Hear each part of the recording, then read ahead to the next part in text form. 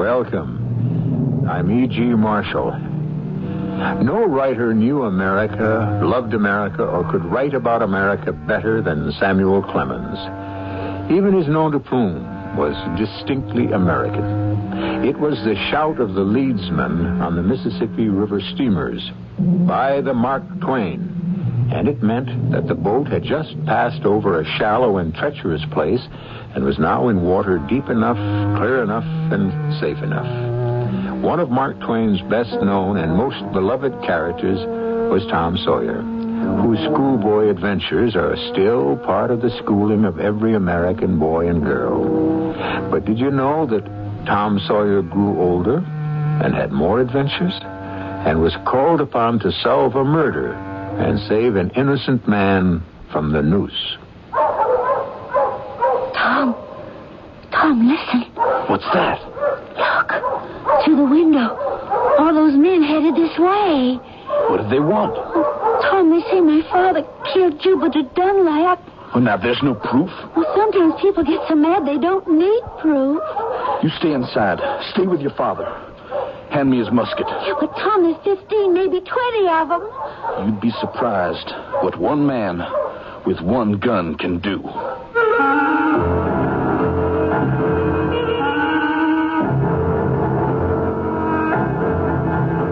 Our mystery drama, Tom Sawyer, Detective, was adapted from the Mark Twain classic, especially for the Mystery Theater by Sam Dan, and stars Christopher Tabori. It is sponsored in part by Buick Motor Division. I'll be back shortly with Act One.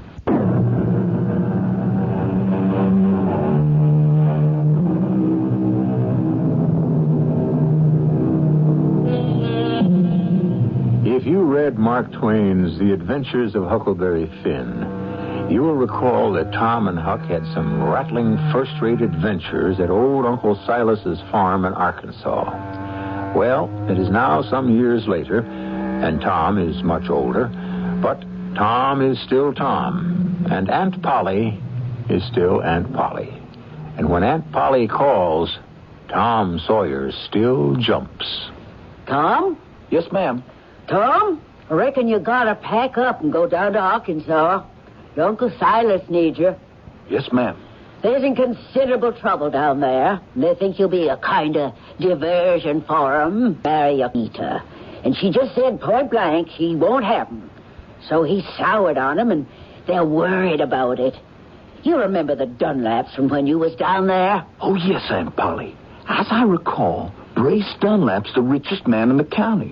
About 36, a widower, and proud of his money, too. That's right. Everyone's a bit afraid of him. Is he the one Benita said no to?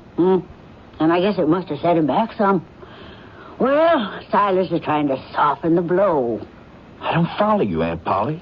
He feels he can't afford to have a powerful man like Brace Dunlap mad at him.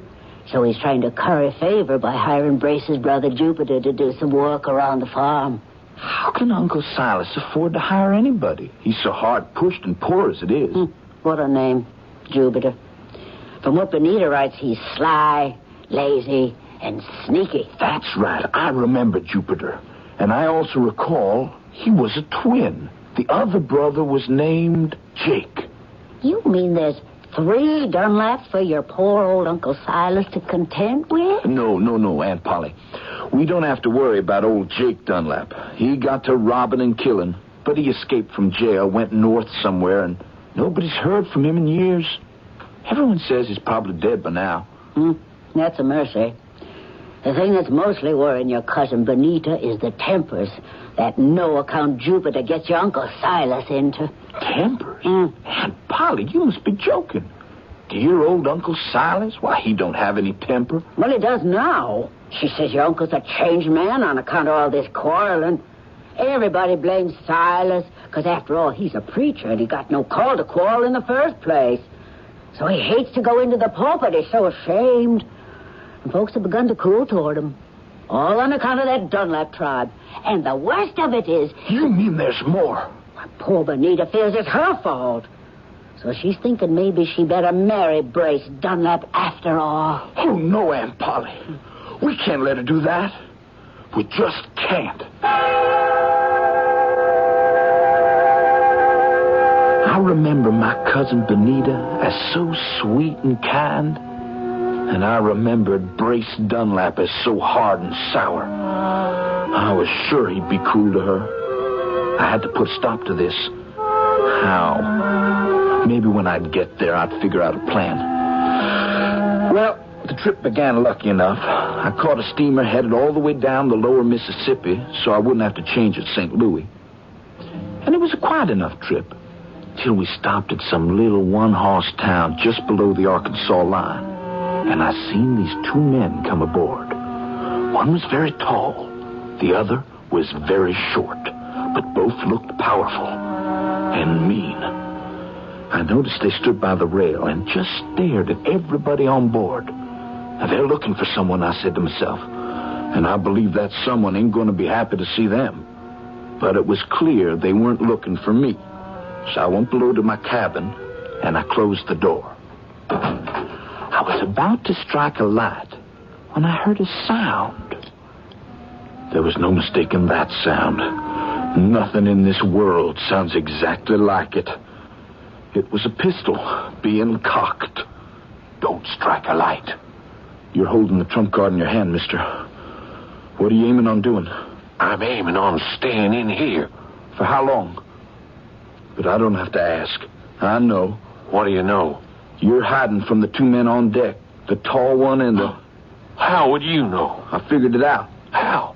Well, it's truth, ain't it? But I'm stumped. Why? I never forget a voice once I heard it. And I heard yours once before. You could be mistaken. And I never forget a face, neither. And now that my eyes are accustomed to the dark, I know yours. Who do you think I am? That's just the trouble. You can't be that person. Why not? Because right now that person's down on a farm in Arkansas. What's that person's name? That person's name is Jupiter Dunlap. Jupiter Dunlap? I ain't Jupiter Dunlap. Then if you ain't Jupiter, you gotta be the twin. Jake Dunlap. That's who you are. Shh, don't talk so loud. And don't mention that name. You want to get me killed? Then you aren't dead. No, I ain't dead. Not yet. Though I'm coming powerful close. You gotta help me out. Why? Because I'm in trouble. I know that. But why should I help you? Your brother Brace lording it all over everybody. Oh, that's Brace. That ain't me. I never done you no harm. Nor your Uncle Silas, neither. And I'll never do you none so long as God's in heaven. Now, give me a hand and save my life. Why did those two want to kill you? Well, you see, it was a confidence game. The three of us played it on a jewelry shop in St. Louis. Jewel thieves? Now, wait, listen to what we done. We dressed up fine, and we ordered the diamonds sent around to the hotel for us to see if we wanted to buy. And while you were examining them, you had paste counterfeits all ready, and it was the counterfeits that went back to the shop when you said the diamonds weren't quite fine enough.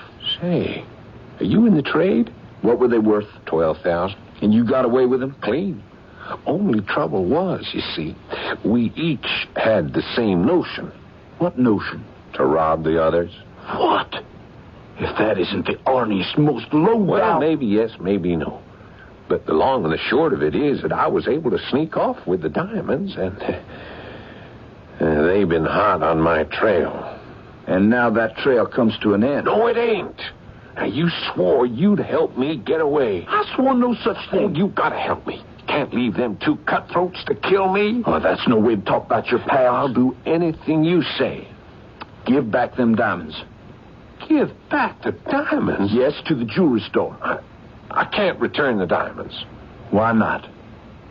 Because I ain't got them. I lost them. You expect me to believe that? You gotta believe it. I lost them. Oh, sure. It's true. Look, if I still had them diamonds, would I be running for my life like this? Oh, look, if you don't believe I'm telling the truth, search me. Go ahead. Go through all my clothes. Look at my bag. All right. How can I help you? All right, now go ashore. Get me some other clothes. Okay.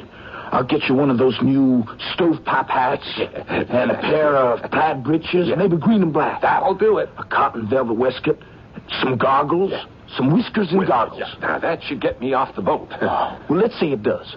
Where do you go then? Where could you hide? I'll go home. They all think I'm dead. My brother Brace will take me in. I'll be all disguised. No one will recognize me. Yeah, but there's one little thing. What's that? Won't people notice that you sound like Jupiter and want to make them think that the other twin that's supposed to be dead, but maybe he's not? Now, you are a sharp one. Yeah, me and Jupiter, we do have the exact same identical voices. I'll have to play deaf and dumb. That'll do it. Okay, you be calm. You stay hidden here, and I'll go for those clothes. Calm? I can never be calm again as long as I live. That's what a life of crime will do. Take my advice, son. Never get mixed up in it. But I was mixed up in it, somehow. The steamboat was tied up at the dock for repairs, so I had plenty of time to go into the town and buy the clothes Jake Dunlap needed. The goggles and the whiskers weren't easily come by, but finally I had everything, and I headed back for the boat. I took my bundle and went down to my cabin. Hey, these clothes will do me fine. And see how they fit. Yeah. Why, you look just like a lecture on spiritualism. I've done some of that in my time. I could even hold a seance when I was... Wait a minute, you're supposed to be deaf and dumb, you remember? Yeah, so I am. And I even got you these boots here. Oh, no, thanks. I'm going to keep these shoes. Oh, but everyone wears boots where you're going. I got very tender feet, and the shoes I got suit me fine. Well, time I was leaving the boat. Where are my old pals? Standing at the rail. Would anyone recognize me? They might recognize your shoes. Oh, no danger of that. Everybody wears shoes like these in St. Louis. Son, you've been an angel of mercy to a poor old sinner like me. I'll see you in Arkansas. Oh, I won't let on. And I won't say a word, seeing as how I'm supposed to be deaf and dumb. Well, you just remember who helped you. Uncle Silas's nephew. I never forget a friend. And you might let your brother, Brace Dunlap, know. And are you sure you won't take these boots? No, thanks. Well, then I guess this is goodbye. I'll walk out on deck with you. That is... well, if you're ready to go. Ready now as I'll ever be. And he was. Them outlandish clothes seemed to put a whole new spirit into him. He walked out on the deck with a strong, purposeful stride, like a man who had a mission to perform. He made his way toward the gangplank, where the two men were standing and looking everyone over. He nodded at them, and they stopped and stared at him. Oh, I had an anxious couple of seconds. But they didn't tumble. And in a minute, he was off the boat and lost in the crowd on the dock. I must say, he pulled it off in style. I stood there and watched, and I held the boots in my hand. The boots he'd refused to take because he insisted he didn't need them. I wish I'd known then what I learned later. That the boots would be the means of helping to save my Uncle Silas's life.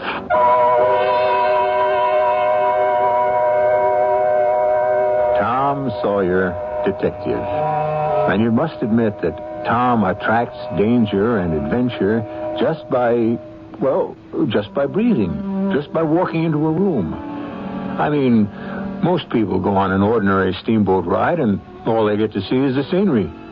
How many folks do you know who go on a boat ride and find themselves smack in the middle of a jewel robbery? And just think, we haven't even arrived at Uncle Silas's yet. Well, we complete that part of this adventurous journey when I return in just a few moments with Act 2.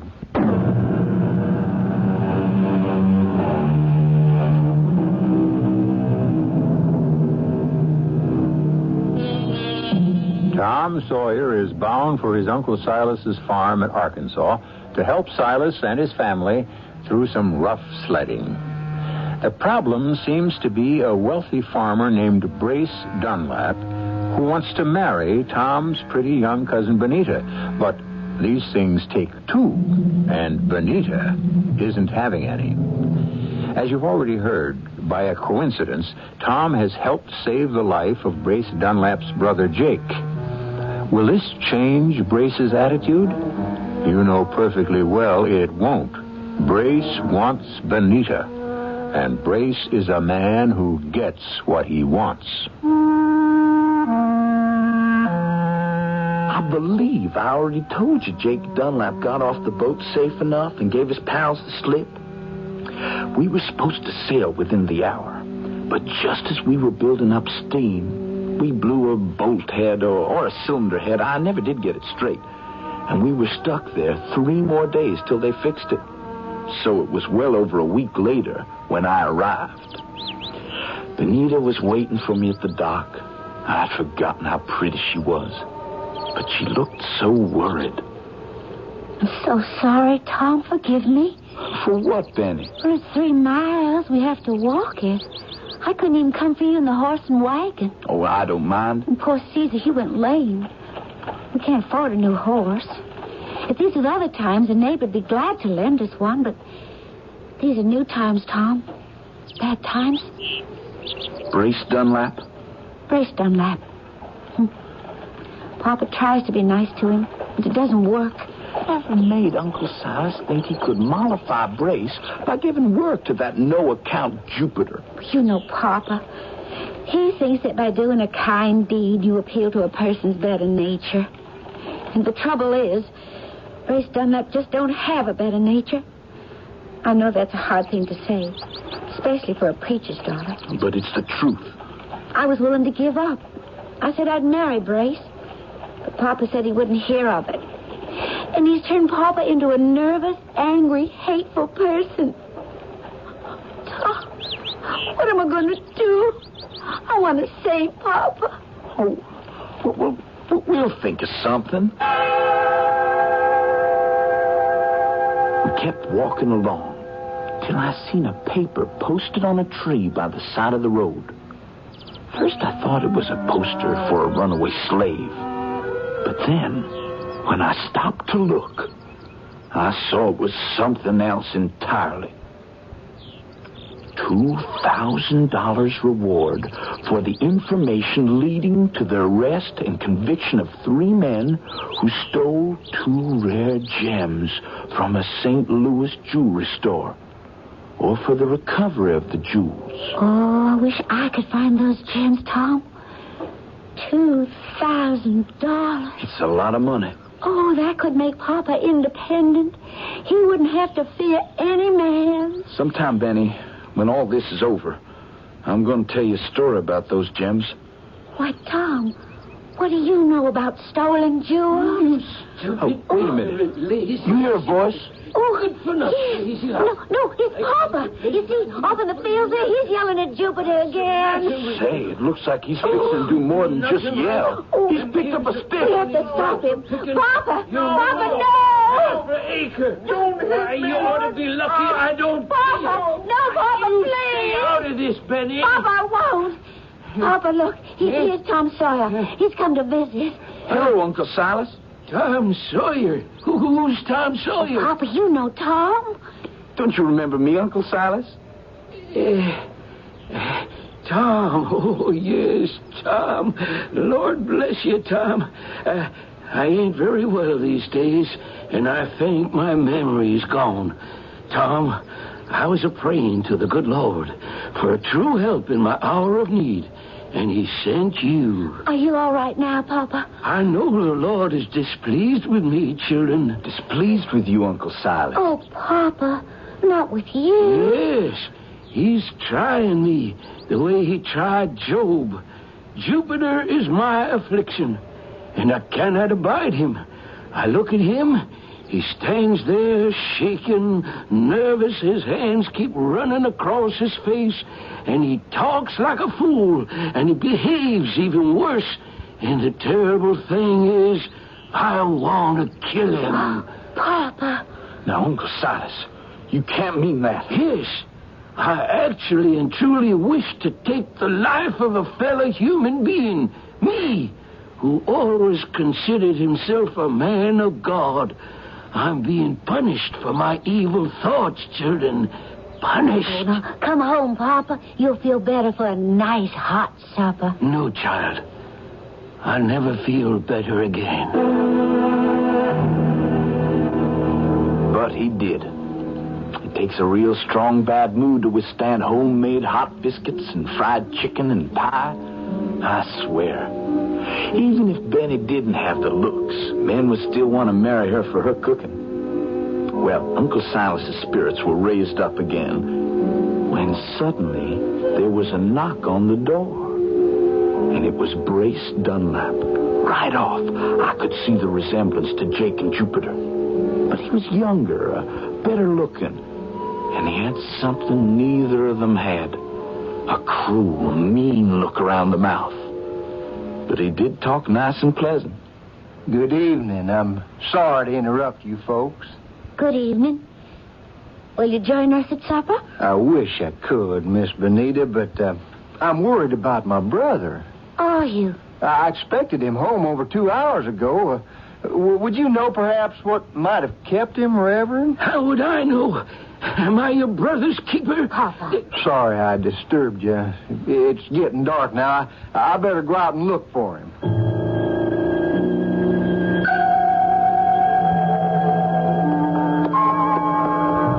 Jupiter!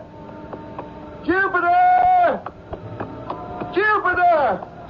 Can you hear me? Now, where can that fool be? Brace! Where are you? Behind the trees. Well, come on out. What are you doing there? Brace, come here. Come here. I got something to show you. Now, Jupiter, it's late and I ain't had my supper. Jake is here. Brace. Brother Jake himself. What? What are you talking about? Come here. Now, look. It's... Oh, Jake, he's dead. Yeah. Jupiter, what happened here? Well, I was coming toward home, Brace, and I seen this fellow with a beard and goggles. Yeah. And this outlandish hat and these funny clothes. And he was running, and there was these two fellas chasing after him. Which two fellas? I never seen him before, but one was kind of tall. And finally, they caught up with him, and there was all kinds of yelling and fighting, and they killed him. What did you do? Well, they was most awful mean-looking fellas, Brace, so I hid behind a tree. Well, I was scared they'd kill me, too. Well, after they killed him, they searched through all his clothes, and then they ran away. And then I seen it was Jake. Jake? Yeah, and all this time we thought poor Jake was dead. Yeah. And so is everybody else. Well, hadn't we better tell the sheriff, Brace? Let me study this. Jake's been killed. Shouldn't them that murdered him be punished? You're dead right. Just let me keep thinking. Well, what's to think about? Well, poor Jake's death should be a lesson to all who presume to violate the law. He lived by the sword, and he died by the sword, so to speak. Yeah, I don't follow this. Put on the whiskers and the goggles. What? What? Just do as I say. Now, all right. Now, there. Now, no one would ever dream you was Jupiter Dunlap. You just take off your clothes and put them on poor old Jake. And you put on Jake's clothes. Why? And we'll bury Jake. Bury him? Nobody knows about Jake except you and me. Yeah. And them there two fellas, and, well, they're long gone. They ain't gonna say nothing. But we just can't go. I mean, we have to tell the sheriff. We will, in good time. Meanwhile, you, poor old Jupiter Dunlap, you will have disappeared. Me? But why? Because we're going to let on that it was you that was murdered. Me? Murdered? Why? By who? By who? By Uncle Silas. Why? Because he hates you. Well, he don't really hate me. He just... I'm doing the thinking, Jupiter. And at the right time, the body will be discovered. And everyone will think it's you. And we'll even have witnesses to say Uncle Silas killed you. What happens to me? Well, You're some poor stranger who's wandered around these parts, and you can stay with me because I'm such a charitable person. Oh. Hey, won't everyone know who I am? You're wearing a disguise, remember? Oh, okay. Hey, but what? But everyone knows my voice. Oh, you ain't altogether a dummy. Wait, that's it. The answer. That's what you are. A dummy! You're deaf and dumb. That's perfect. Now, remember, you mustn't say a single solitary word, ever.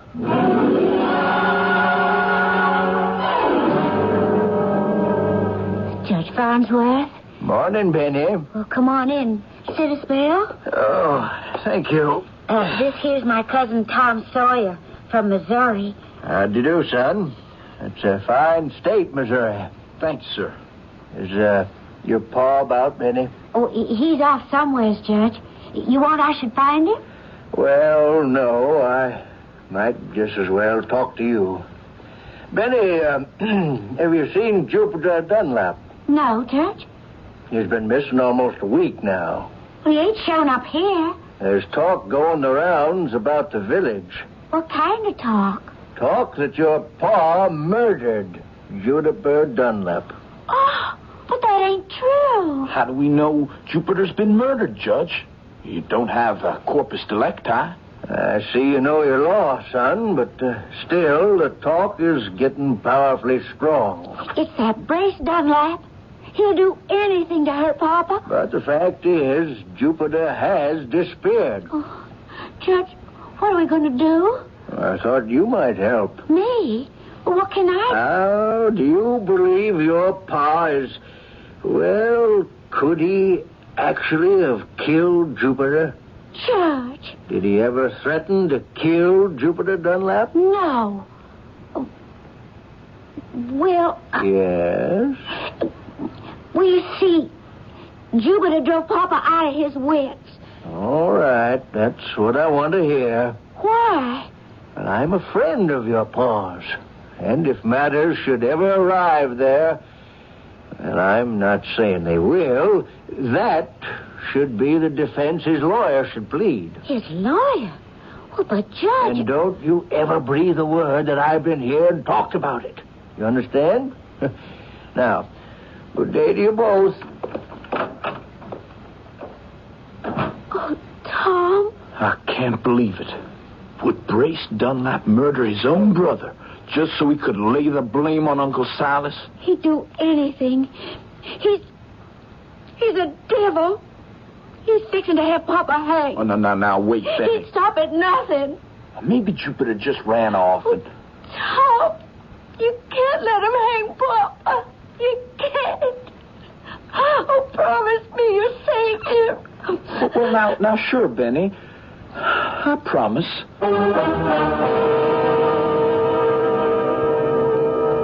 Well, all of you who've read the Mark Twain story, and even those of you who haven't, know that the worst is about to happen.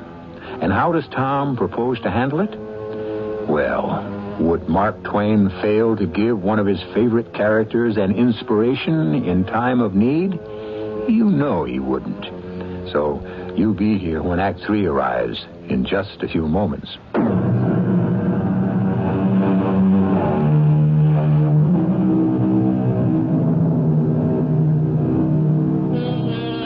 Well, here we are in a backwoods Arkansas town sometime around 1840 or so. And Uncle Silas is being drawn further and further into a lethal web by clever and vindictive Brace Dunlap. All Uncle Silas has on his side is Tom Sawyer. But right now, Tom doesn't have any idea of how to help. Things were getting no better. Somebody was spreading rumors about how Uncle Silas must have murdered Jupiter Dunlap. Not Brace. Oh, no, Brace never said one word. But he must have took care that others did. And there was a lot of hot feeling for poor Uncle Silas.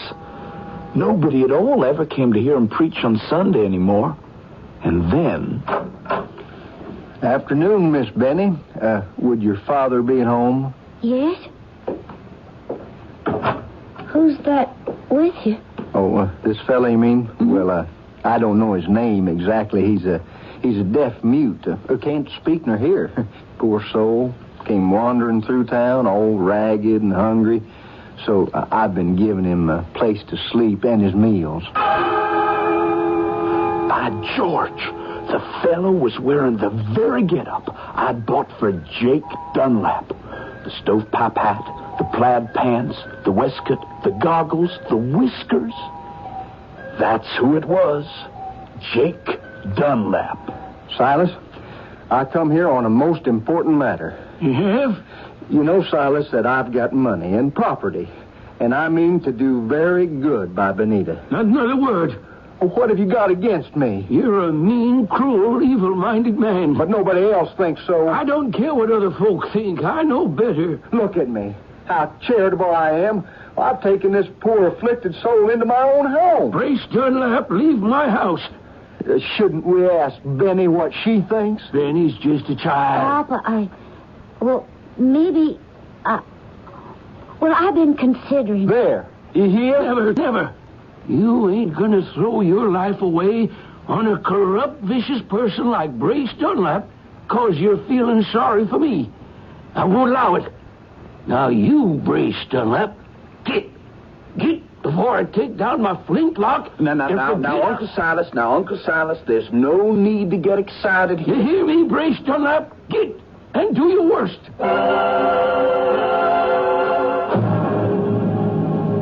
Brace, how long do I have to wear these clothes and let on to be deaf and dumb? Quite a while, Jupiter, for quite a while. It ain't no fun keeping my mouth shut. If that stupid old Silas had seen reason, you could have just reappeared and said you'd simply run off for a bit. But this way, I'm afraid you'll have to be dead. Forever. Forever? I think it's high time the body was found. What? The body of Jupiter Dunlap. Murdered in cold blood by old Uncle Silas. But what's going to become of me? You just play deaf and dumb for a while, and sooner or later, I'll think of something. Tom, I'm scared. Folks are talking against Papa something fierce. Oh, but now there's no proof. Oh, that don't matter to them. They think Papa killed Jupiter just because they want to. But everybody can see it's Brace behind it all. Oh, folks see what they want to see. And they see how nice and kind Brace Dunlap is to this poor afflicted dummy. And they keep saying what a kind, generous man Brace Dunlap is. Ain't it a pity about his poor brother? I don't know what they can do. Oh, folks can get ugly sometimes, Tom. Listen. Who's there? Look out the window, Tom. Oh, look.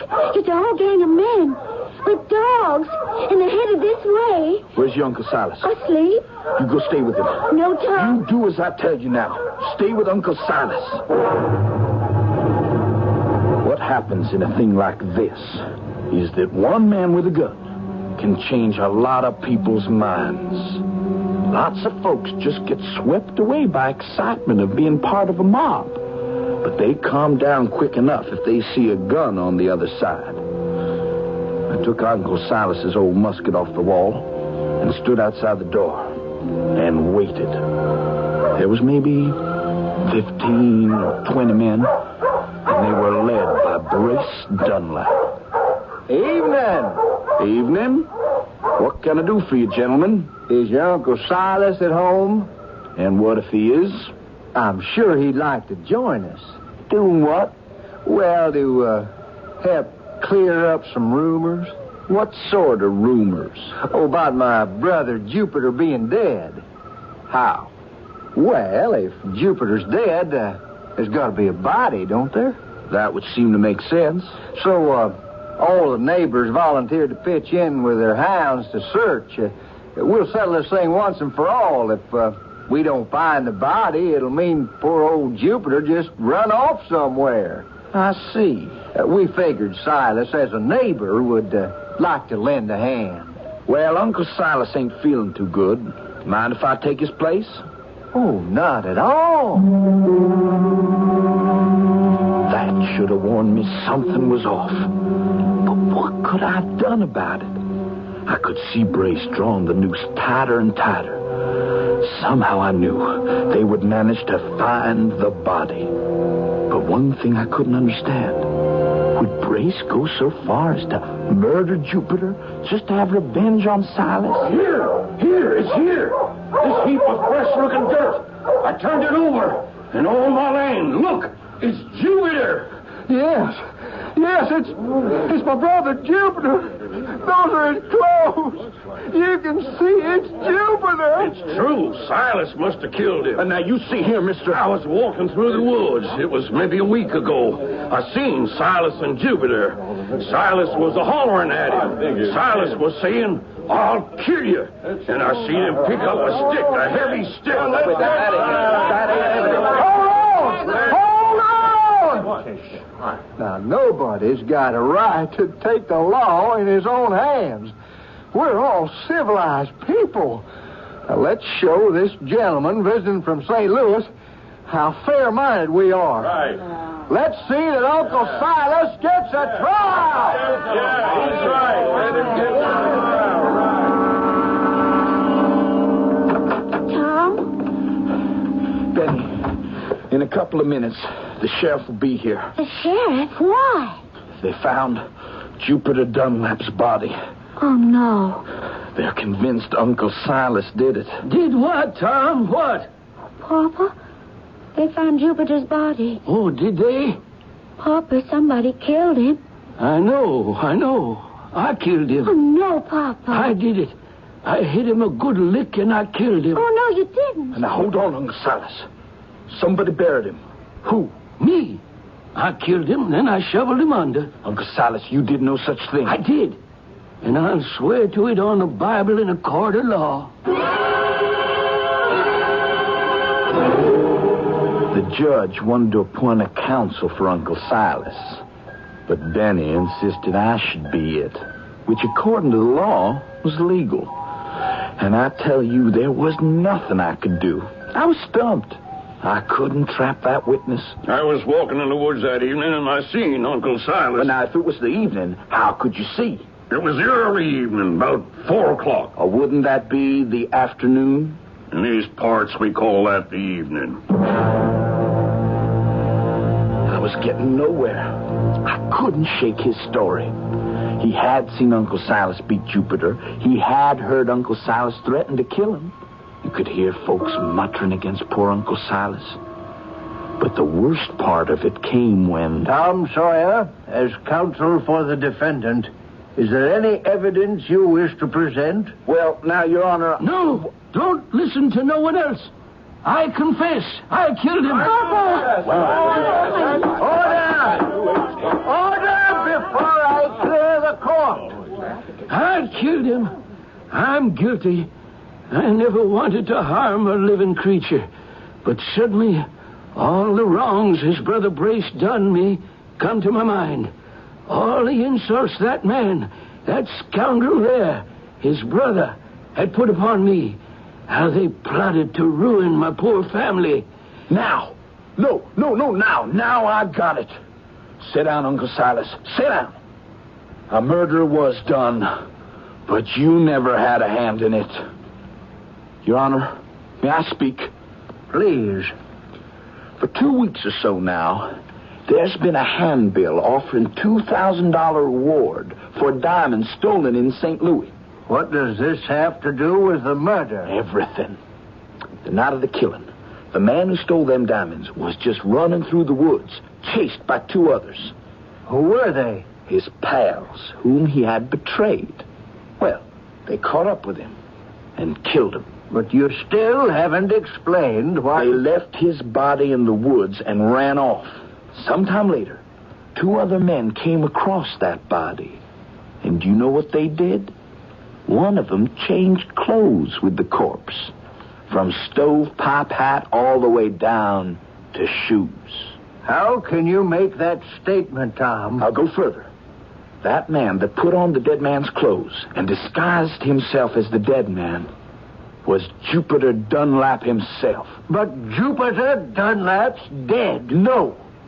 The man that's dead is Jake Dunlap, the long-lost twin brother. And who do you think is the man that buried him? Brace Dunlap. Your Honor, that's a lie. Am I to be slandered? Wait, I can prove it. I can prove it. And who do you think is this idiot with the goggles and the whiskers, letting on to be deaf and dumb? It's Jupiter Dunlap himself. No. Will you take off them whiskers, Jupiter? Or should the sheriff do it? My boy, this is remarkable. This deduction on your part. You haven't seen any of these events, and yet you describe them so perfectly. Case dismissed. A moment, Your Honor. One moment. One moment, Your Honor. There's a thief in the house. A thief? Yes, sir. And he's got $12,000 worth of stolen diamonds. Point him out. It's the late dead man here, Jupiter Dunlap. That's a lie. I never did steal any diamonds. He did steal the diamonds, but he didn't know it. You see, when he changed clothes with Jake, the diamonds went along. But didn't those men who killed him take the diamonds? I offered on the steamboat to buy Jake Dunlap a pair of new boots, but he insisted on wearing his old shoes. Why? And suddenly it came to me. He must have hidden the diamonds in him. Where? In the heel. Where else? I borrowed a screwdriver and unscrewed Jupiter's heel. And sure enough, there was those two big diamonds. And they took everyone's breath away. Poor Jupiter. He was sick.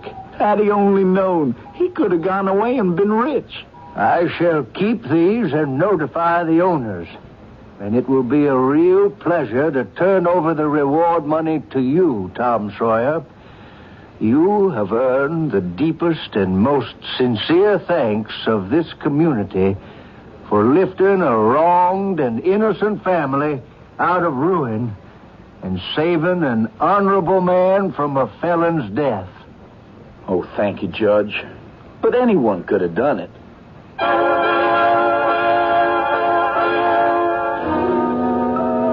Well, wouldn't you know that Tom turned over the reward money to Uncle Silas and Benita? And he helped nurse Uncle Silas back to health.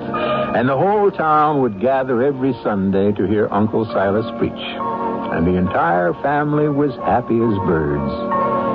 Who says Mark Twain didn't write happy endings? We'll have more to say in just a few moments.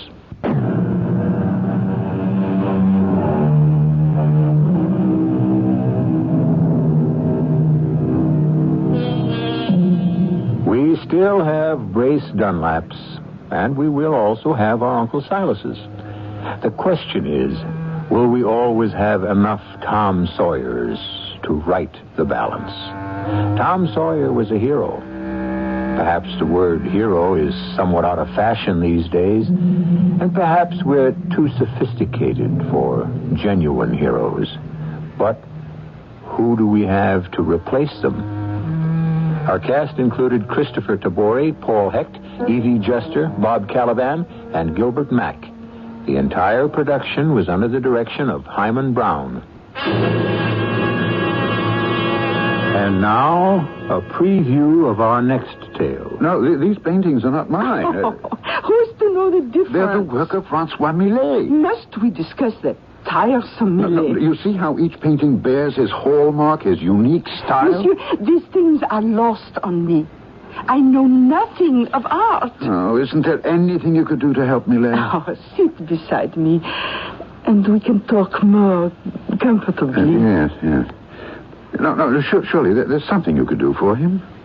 Why? Well, because one day he would be a glory to France. Oh, monsieur, you're an Englishman. Yes. Why should you worry about the glory of France? Well, the glory of the world. Oh, well, I see we must decently dispose of Millet. There's only one way I could hope to help him. Oh, how? He would have to be dead. This is E.G. Marshall inviting you to return to our Mystery Theater for another adventure in the macabre. Until next time, pleasant dreams.